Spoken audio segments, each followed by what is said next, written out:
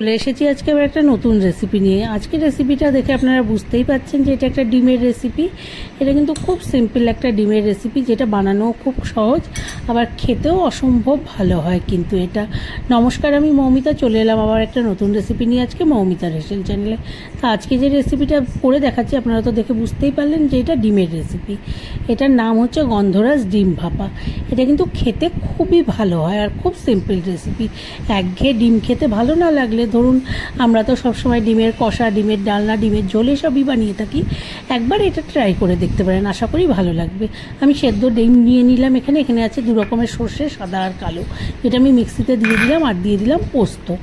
এটাকে এবার একবার শুকনো অবস্থায় পেস্ট করে নেব, তারপরে এটাকে জল দিয়ে করবো। আর এদিকে আমি এই যে গন্ধরাজ লেবুগুলোকে এভাবে গোল গোল করে কেটে নিয়েছি। কিন্তু এই যে একবার হয়ে গেছে শুকনো ঘুরিয়ে নেওয়া, এবার কাঁচা লঙ্কা দিচ্ছি আর অল্প জল দিয়ে পেস্ট করে নেব। এবার একটা কড়াই নিয়ে নিলাম। আমি ডাইরেক্ট কড়াইতেই রান্নাটা করছি, আমি কোনো টিফিন বক্স বা কিছুতে করছি না। এর মধ্যে সেদ্ধ ডিমগুলোকে দিয়ে দিলাম। আমি 4টে সেদ্ধ ডিম নিয়েছি। এর সাথে দিয়ে দিলাম এবার সর্ষে আর পোস্তর পেস্টটা দিয়ে, এবার এর মধ্যে দিয়ে দিচ্ছি পরিমাণ মতো নুন, আর দিয়ে দেবো পরিমাণ মতো হলুদ, আর দিয়ে দেবো সর্ষের তেল। দিয়ে এটাকে ভালো করে একটু মেখে নিতে হবে। কিন্তু পরিমাণ মতো হলুদটাও দিয়ে দিয়েছি। এবার এর মধ্যে দিয়ে দিতে হবে অল্প জল দেবো কিন্তু, দিয়ে তারপরে এটাকে মাখবো আর কি। একটু সর্ষের তেলটাও আগে দিয়ে দিলাম। সর্ষের তেল খুব বেশি দিলাম না, কিন্তু জাস্ট 1 টিস্পুন সর্ষের তেল দিলাম। এবার একটু জল দিয়ে দিলাম, দিয়ে এটাকে ভালো করে একটু মেখে নিতে হবে। মাখাটা কিন্তু একটু হাত দিয়েই মাখতে হবে আর কি।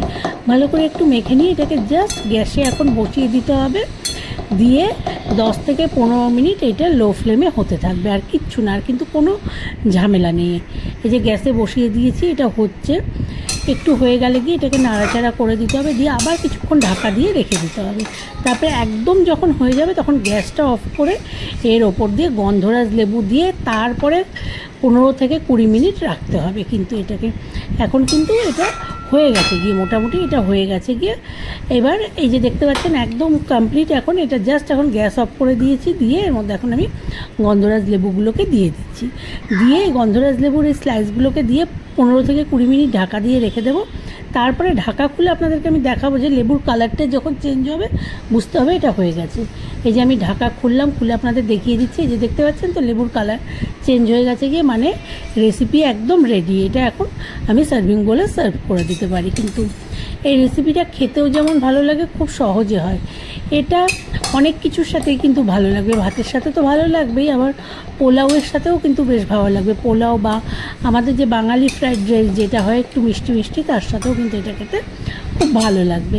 এই রেসিপিটা বানানোও খুব সহজ, আবার খুব কম ইনগ্রিডিয়েন্টসে হয়ে যায় কিন্তু। তা আশা করি আপনাদের রেসিপিটা ভালো লাগলো। ভালো লাগলে একটু লাইক করবেন, শেয়ার করবেন আর কমেন্ট করবেন কিন্তু সবাই। প্লিজ আমার চ্যানেলটাকে সাবস্ক্রাইব করবেন। সবাই ভালো থাকবেন, সুস্থ থাকবেন। খুব শিগগিরই আসবো আবার একটা নতুন রেসিপি নিয়ে। সবাইকে অনেক অনেক ধন্যবাদ।